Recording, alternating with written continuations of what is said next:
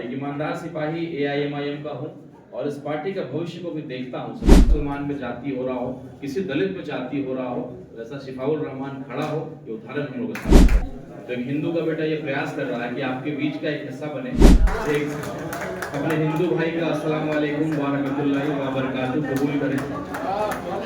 ये शब्द और ये जामिया या आपके मदरसे या जो भी चीज़ें हैं जिसके बारे में हर व्यक्ति, एक ऐसी पार्टी जो जहर फैलाने का काम करती है, गलत सलत बातें बोलती है, तो एक हिंदू का बेटा ये प्रयास कर रहा है कि आपके बीच का एक हिस्सा बने और उन लोगों को बताए और समझाए और अगर जरूरत पड़े तमाचा भी लगाए सही मायने में।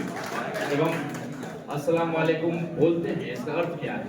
हम अपने सामने वाले को दुआ करते हैं उसके लिए कि भाई आपके जीवन में शांति आए, आप तरक्की करें। तो ये शब्द जब एक हिंदू समझाएगा मुझे लगता है कि तब एक शुरुआत होगी।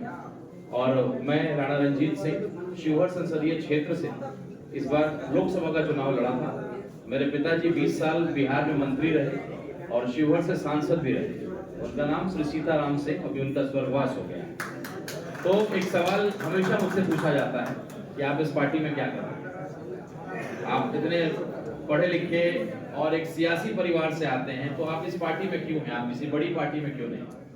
तो उनको यही जवाब देता हूँ, मैं पढ़ा लिखा हिंदू और आज देश, आप चूंकि सभी इंटेलेक्चुअल लोग बैठे हैं तो हम लोग चिंता करते हैं अपने देश की और आने वाला भविष्य जो हमारा नस्ल है उसकी चिंता करते हैं।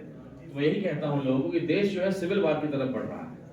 जो हमारे देश भारत के आसपास जो चीजें हुई हैं कुछ देशों में, अगर हमने नहीं संभाला तो ये देश सिविल वार की तरफ चला जाएगा। ठीक है, हिंदू भाइयों की आबादी अगर 80% है, मुस्लिम भाइयों का 20% है, तो नुकसान हो सकता है कि उसी अनुपात में हो, लेकिन नुकसान दोनों का होगा।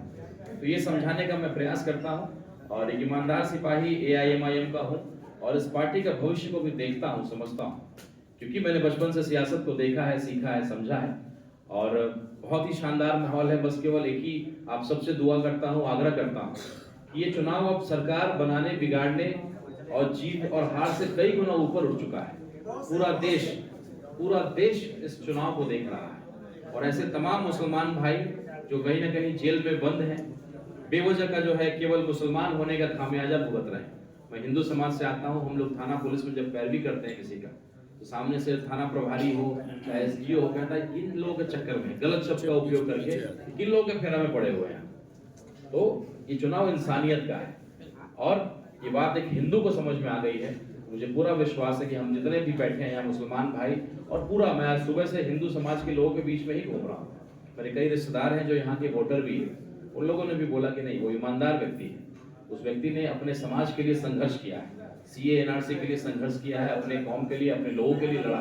एक अच्छा गार्जियन वही होता है जो अपने पहले परिवार को ठीक करे, परिवार की लड़ाई लड़ सके, तो ही किसी और की लड़ाई को लड़ सकता है। तो सबकी बहुत सहानुभूति है और एक इमोशनल ये चुनाव बन गया है और यहाँ चुनाव अब जनता लड़ रही है, आप लोग लड़ रहे हैं। केवल यही दुआ करता हूँ कि जब एक हिंदू का भाई इस ट्रेन में जब सफर कर रहा था दिल्ली के लिए, तो कुछ लोग मेरे परिचित मिले थे, वही सवाल उन्होंने मुझसे किया था, भाई इस पार्टी में क्या कर रहे हो? तो मैंने एक ही जवाब दिया था कि 8 तारीख का अखबार पढ़िएगा और एक चिंगारी जो है ओखला विधानसभा के सरजमीन से उठने वाली है और पूरे भारत में ये चिंगारी एक आग का रूप लेगी और आने वाला वक्फ बोर्ड की लड़ाई हम लोग को लड़नी है और ऐसे शिफाउल रहमान को पैदा करना है जिसका हिम्मत और हौसला टूटे नहीं। चुनाव जिता करके हम लोग हर गांव, हर गली, हर कस्बे में किसी मुसलमान में जाति हो रहा हो, किसी दलित में जाति हो रहा हो, वैसा शिफाउल रहमान खड़ा हो, ये उदाहरण हम लोग स्थापित करें।